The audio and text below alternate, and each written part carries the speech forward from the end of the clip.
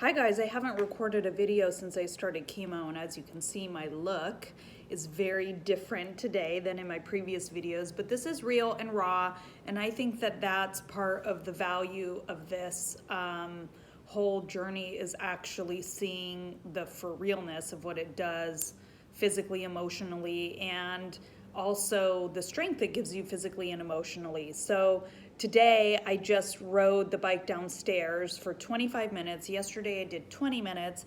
And while it feels like I might be leg pressing 100 pounds or running for a mile or two, I did it. And cancer can't beat me. No way.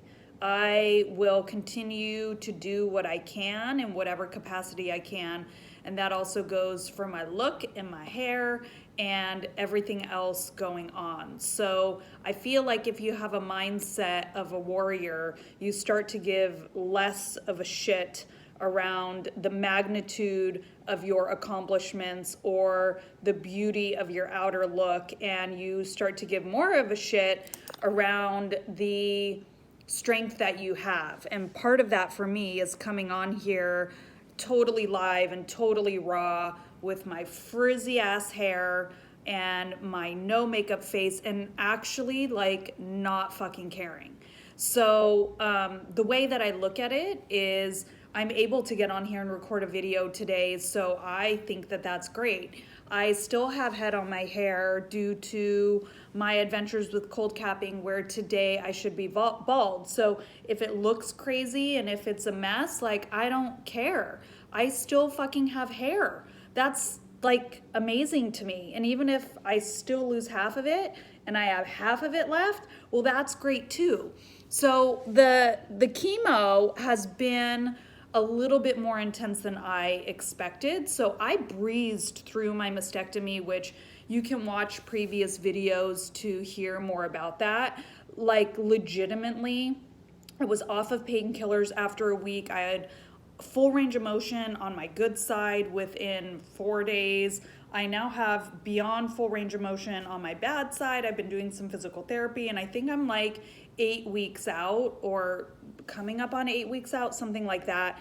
It was a really easy surgery for me, and I'm realizing now that that's not really the case for most people. So I don't know if that's because I had previously already had a breast reduction and I was kind of like knew what to expect. I don't know if my surgeons were phenomenal.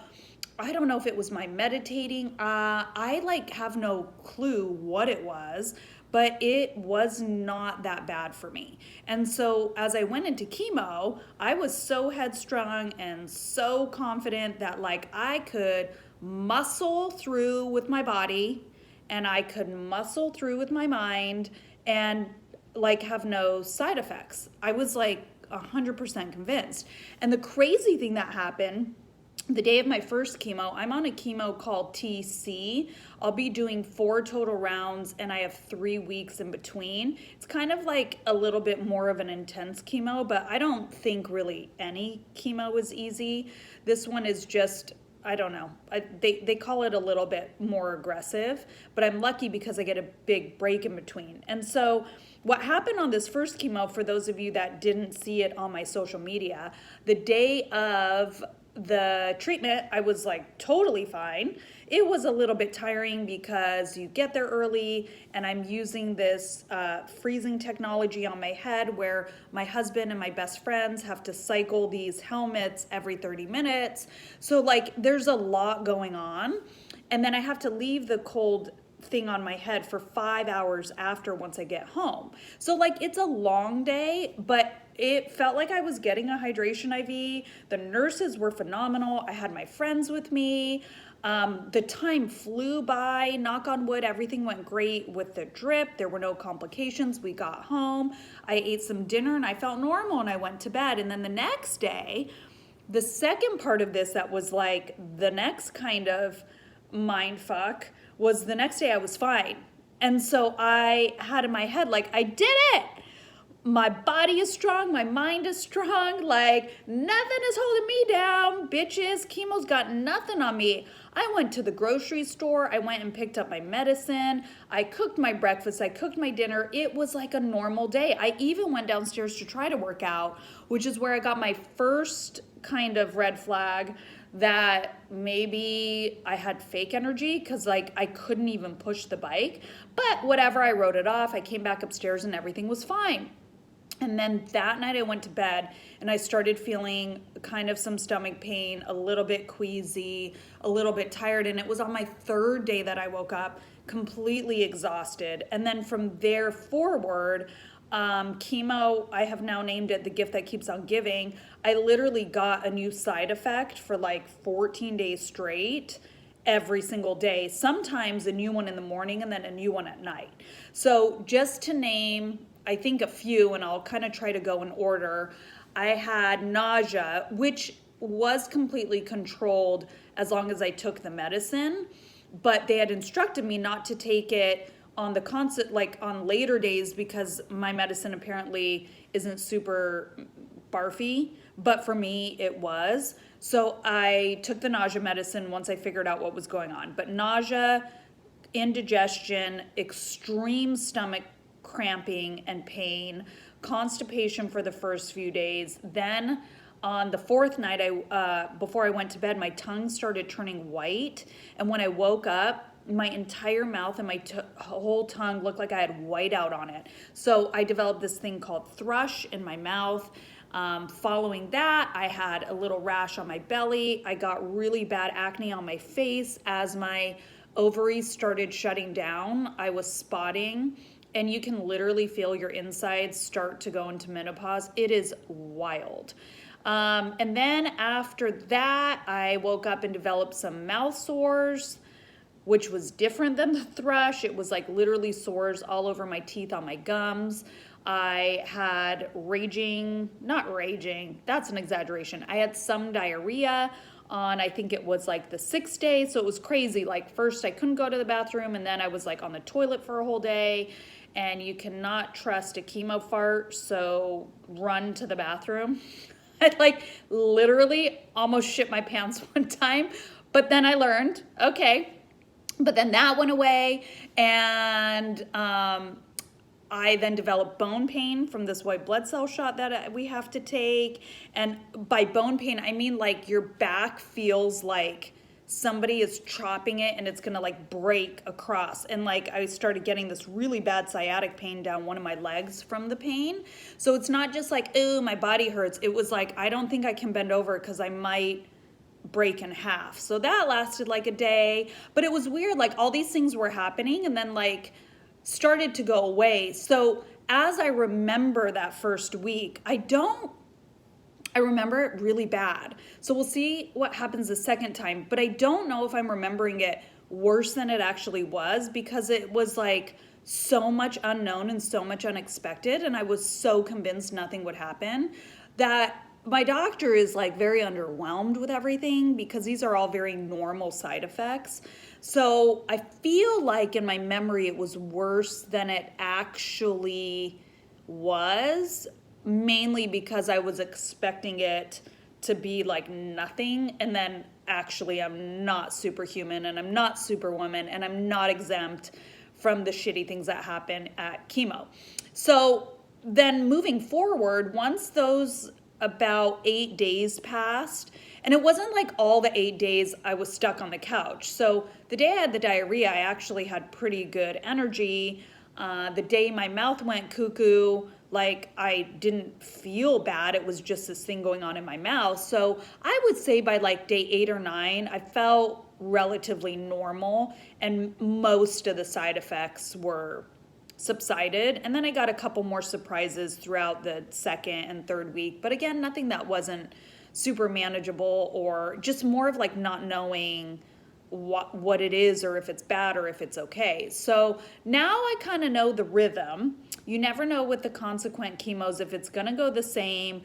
Sometimes your first ones are worse, sometimes they get worse as you go, but fuck, at least now I know some of the stuff that happens. So if it comes up again, I'm not freaking out calling the doctor saying, why is my mouth white? Like, I know what it is. I have the medicine and I can treat it. So another thing that I did, and I think I kind of screwed myself.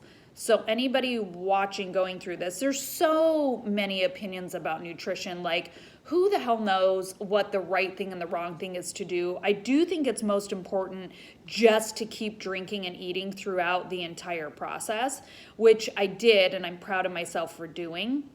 But we had Thanksgiving dinner on my third night, and I was hungry to eat.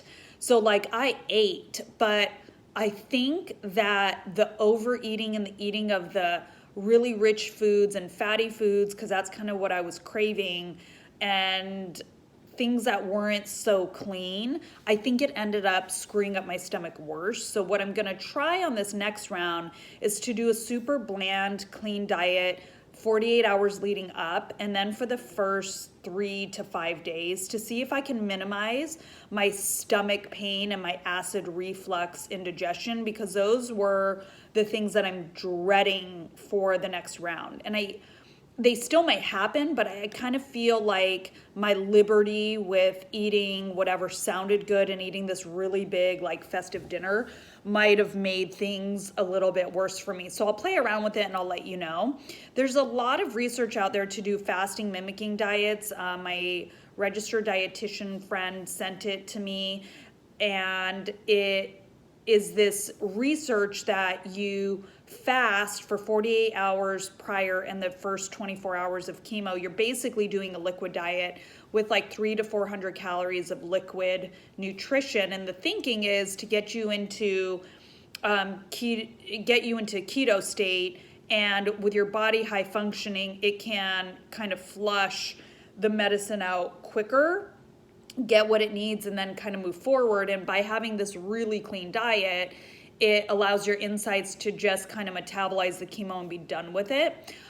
I don't know. I'm not ready to try that for number 2, but we'll see what happens number 3 and number 4. So that's been my experience. At the end of the day, it's been humbling in the sense of no matter how hard you try, again, and I'm going to say it again, like when it comes to specifically this disease, and I'm sure a lot of diseases, you're just not in control. And that's something that is like killing me, because I want to control it and I want to do all these right things, and I'm doing my best to do that. But sometimes the outcome is just the fucking outcome, and you can't control how it's going to go, and you just have to go day by day. And so today, as I reflect, it's like day by day, one step at a time. And you may not know what's coming to you every day, but if you just chunk it to take small steps and small victories one day at a time and deal with it, everything that happened to me passed. And it's crazy to see how good I feel in like week 2 and 3. Like, I don't feel sick and like anything's wrong. And then next week I'm going to go back into the cycle. But if you just go day by day and step by step, like, it too shall pass. And so I'm working hard to not stress about what I can't control and continue to be in big connection with the universe and big connection, knowing that there's something larger out there that's going to get me through. And if anyone is watching this going through treatment right now, like, it's not going to stay awful. That was part of my fear. I'm like, how am I going to get through this 9 weeks if I feel this fucking horrible every day? Like, I'm not going to make it. But it stops. And you are going to make it, and you will get through. And that goes for treatment. That goes for if you're going through a rough time in your work or in your relationship or in your family life or whatever. Like, day by day, step by step, it's going to pass. And you'll make it through. You just have to not get overwhelmed with the big picture and take these small steps to improve and get better slowly. And so that's what I'm planning to do next week. I'm going to love my body. I'm going to be very patient. I'm not going to push it. I'm going to try some new things to see if those work. And I think that's good advice for everybody going through hard times. Like, take it slow, be patient, love yourself, try new things if what you did didn't work. See what works, see what doesn't. But don't get mad at yourself if you just need to slow down a little bit and take your time to get through, because in the grand scheme of life, what the fuck is this 9 weeks anyway? Nothing, right? It's gonna change a lot of my inner self for the better, but in the struggle of it, the hair, the look, it's nothing. It's gonna pass, and same for you. So thanks for listening today, you guys. I will continue to record, and I appreciate your support, your love, your following, and have a great week, right? Make this a good one. See you later, bye.